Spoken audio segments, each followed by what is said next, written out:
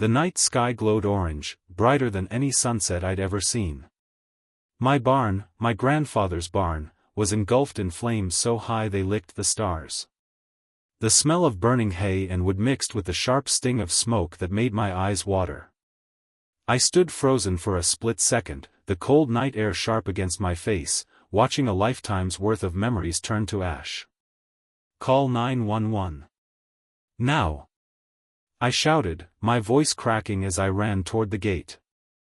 My boots pounded against the dirt, each step feeling like it came too late. The cows were bellowing, their panicked cries echoing in the dark. Chickens fluttered wildly in the coop, desperate to escape. The fire crackled and roared, almost laughing at me. And there, at the far edge of the flames, I saw her. Karen.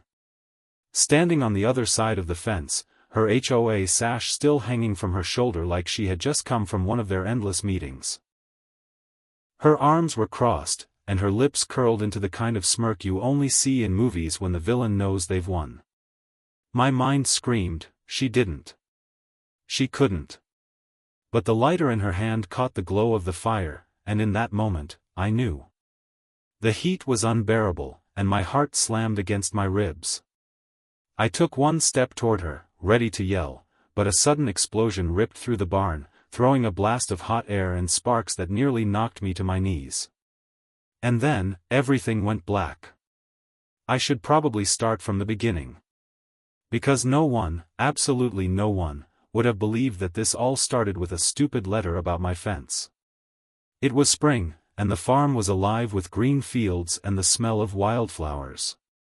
My days started with the rooster crowing at 5 a.m. and ended with the kind of tired satisfaction you only get after working hard all day.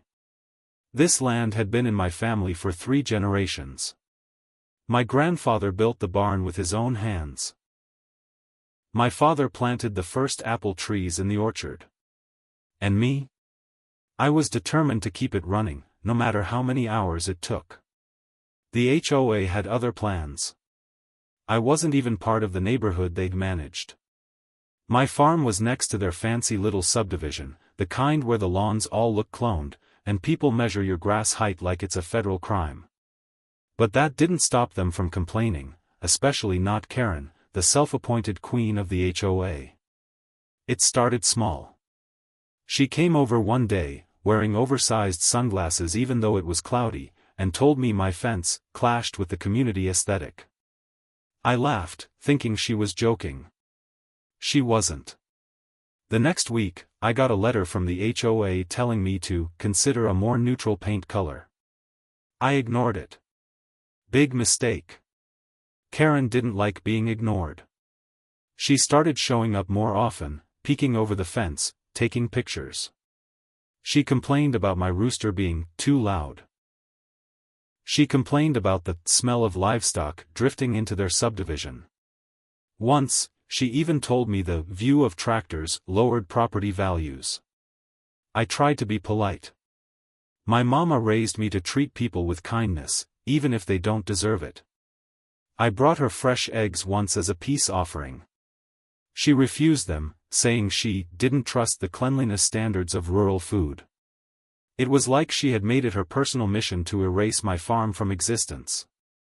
One Saturday morning, I found a group of HOA members parked at the edge of my property, clipboards in hand, pointing at things and whispering like they were plotting a military operation. I walked over, trying to keep my voice calm. "Can I help you?" I asked. Karen didn't even look at me at first. She just kept scribbling on her paper. Then she turned, her smile as fake as the flowers in her front yard. "Just documenting community concerns," she said sweetly. "Community?" I repeated. "This is my land. I'm not part of your HOA." Her eyes narrowed. "Not yet." I didn't know what she meant by that at the time. But looking back now, that was the first real warning. The less extreme days in between were still tense. She'd send little, reminder letters about imaginary rules I was violating. She'd call animal control for no reason. Once, She claimed my cows were glaring at her grandkids in a threatening manner. I kept telling myself she'd get bored eventually and move on to bothering someone else. But instead, she seemed to be getting worse, more determined, more spiteful. And then one evening, just as the sun dipped below the hills, I heard the sound of footsteps outside my house. Not on the gravel driveway. On the grass. I walked out onto the porch, expecting maybe a stray dog or one of the neighbors. But there she was. Karen. Standing at the edge of my porch steps, holding a bright red gasoline can. Her eyes met mine, and for a second, I saw something cold there.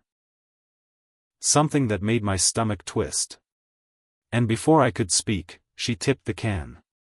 Gasoline splashed onto the dry grass, and the sharp smell hit me like a slap. She struck a match. I froze. The flame danced for a second in her hand. And then she dropped it.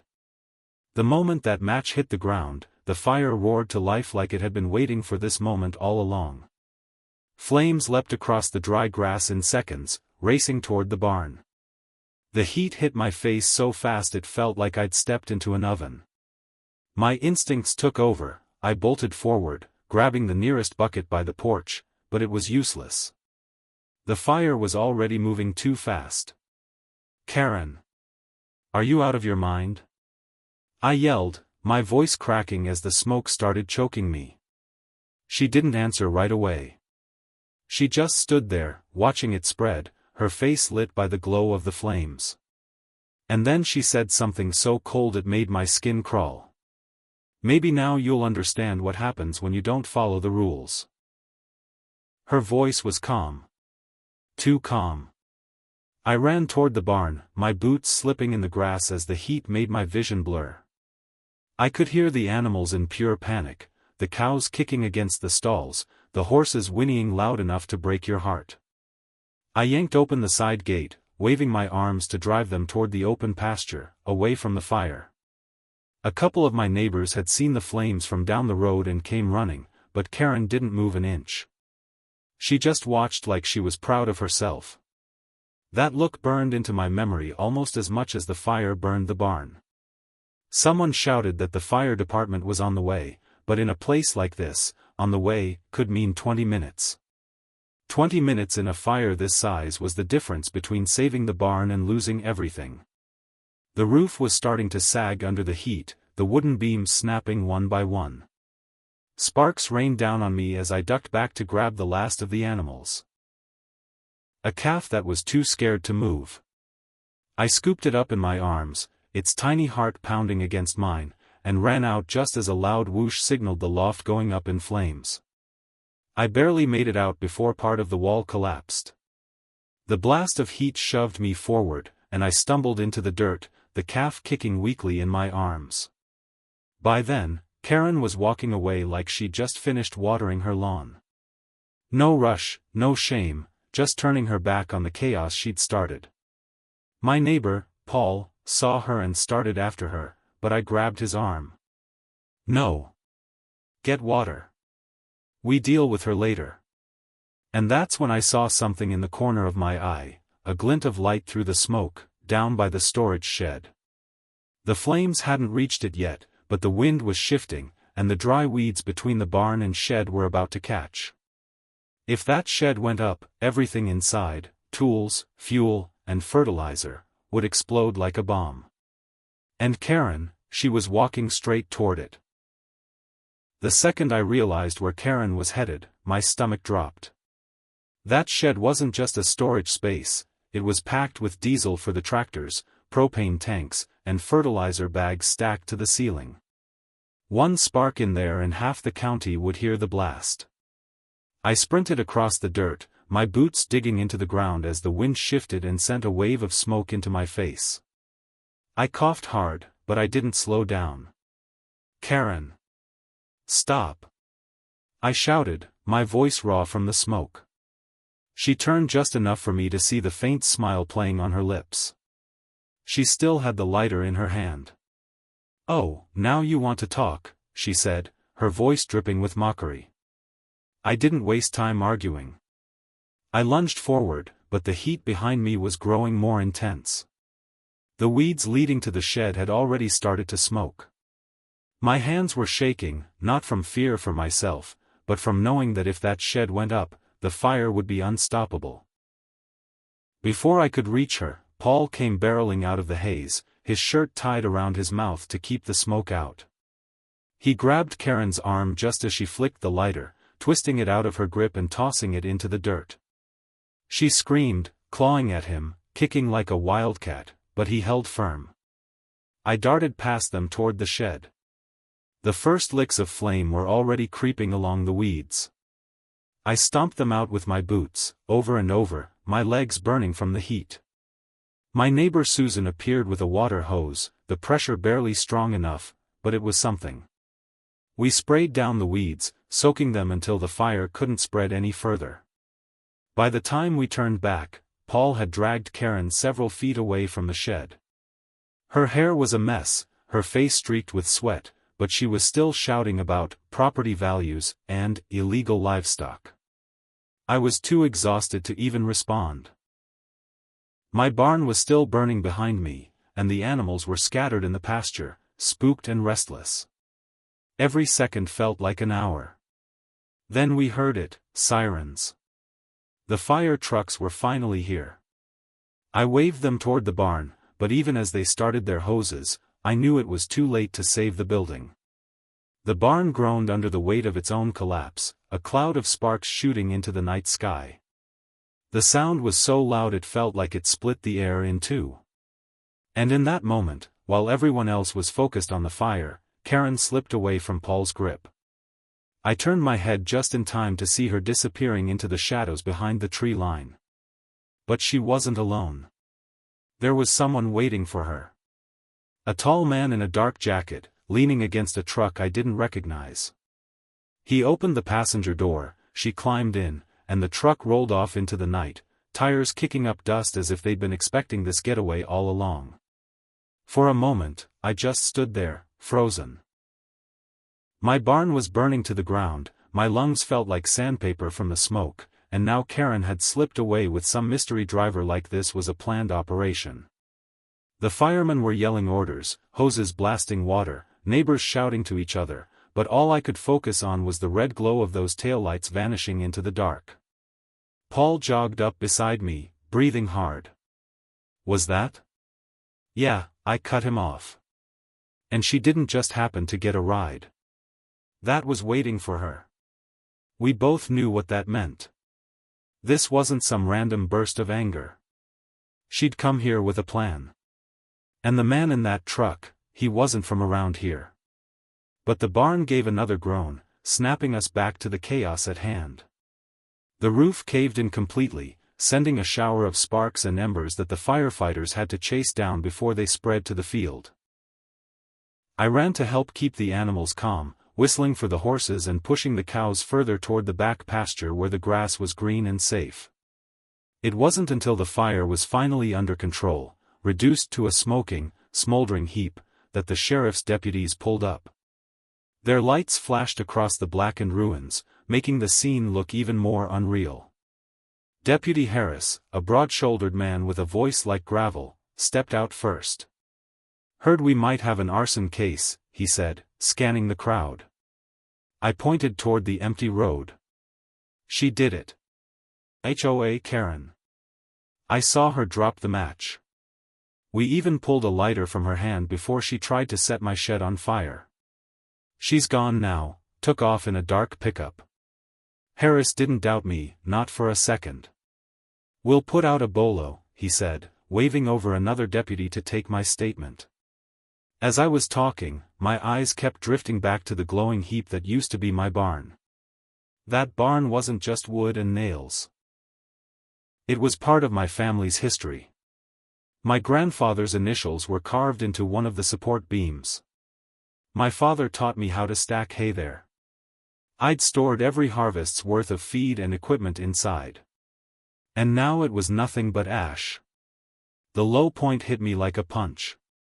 I wanted to collapse, to just sit in the dirt and let the exhaustion swallow me whole. But then I saw the calf I'd carried out earlier, curled up by the fence, still breathing, still alive. The rest of the animals were safe too, thanks to the quick work of my neighbors.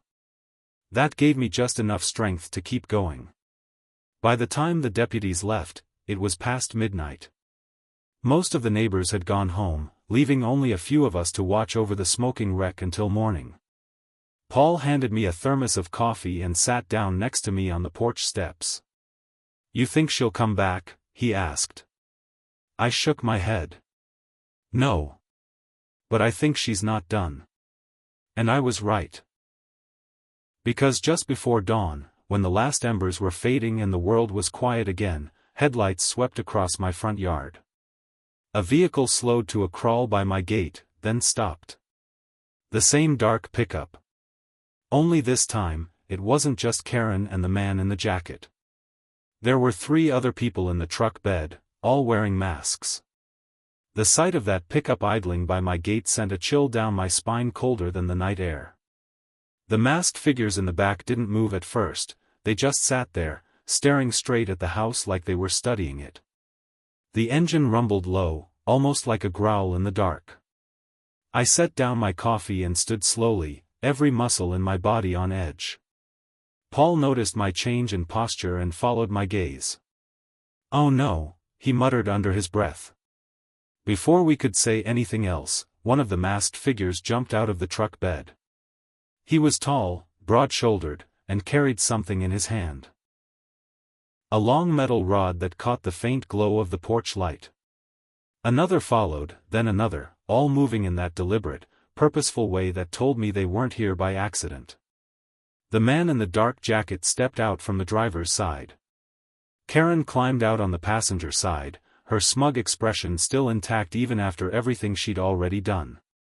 She cupped her hands around her mouth and called out, "Thought you'd learned your lesson last night, but I guess some people need it burned into their memory." My fists clenched so hard my knuckles popped. Paul was already halfway down the steps, but I grabbed his arm. "Not yet," I whispered. My mind was racing. If they were willing to torch the barn, what would they try now? Karen took a few slow steps toward the fence, her boots crunching on the gravel.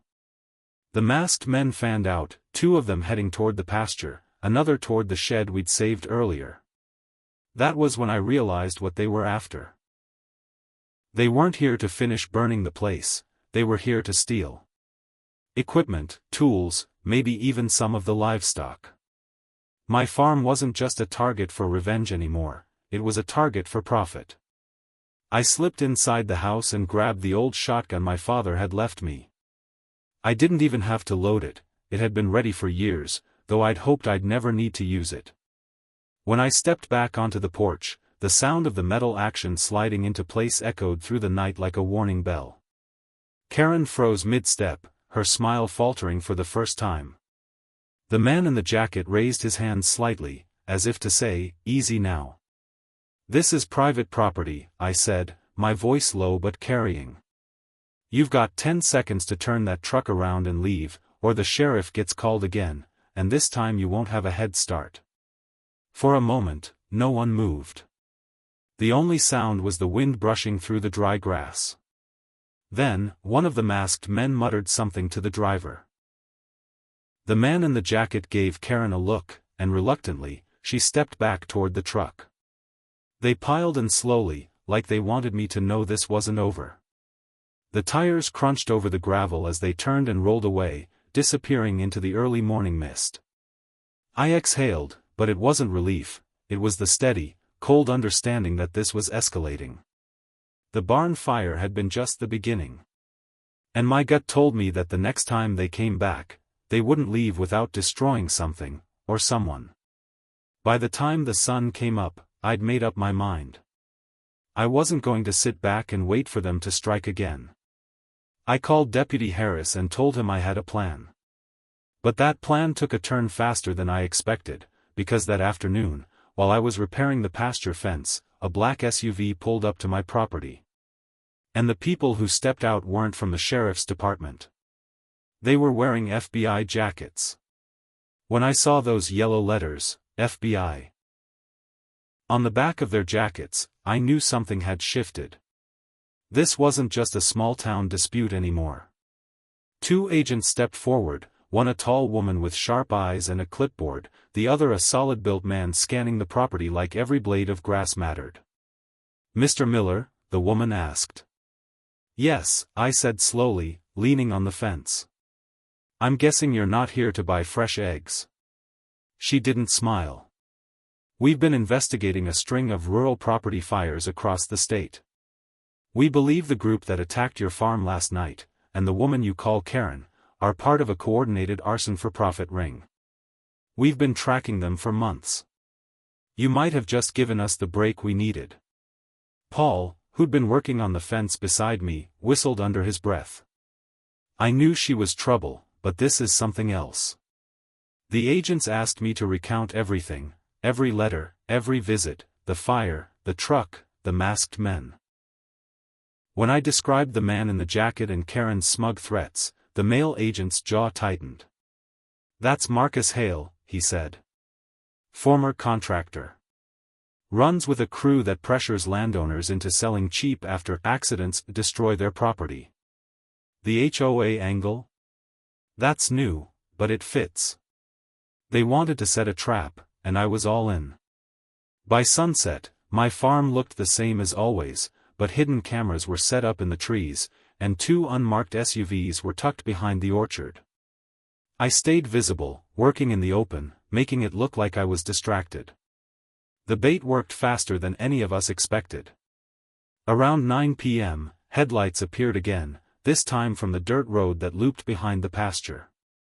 The same pickup rolled in slow, but now it was loaded with fuel cans. Karen was in the passenger seat, her hair pulled back tight, that same gleam in her eyes. I forced myself to keep working, even as my pulse pounded in my ears. The moment they stepped out and started toward the shed, the FBI agents moved. From the dark edges of the field, they swarmed, 3 from the orchard, 2 from behind the barn's charred remains. The male agent's voice boomed, "Federal agents. Drop your weapons and get on the ground." The masked men froze, but Karen didn't. She bolted toward the fence, trying to make a run for it, but she didn't get far. The female agent cut her off in seconds, tackling her to the ground. Karen's shriek was so loud it startled the cows. Marcus Hale tried to fight, swinging a crowbar, but was taken down hard by 2 agents before he could get close to anyone. The rest of the masked crew,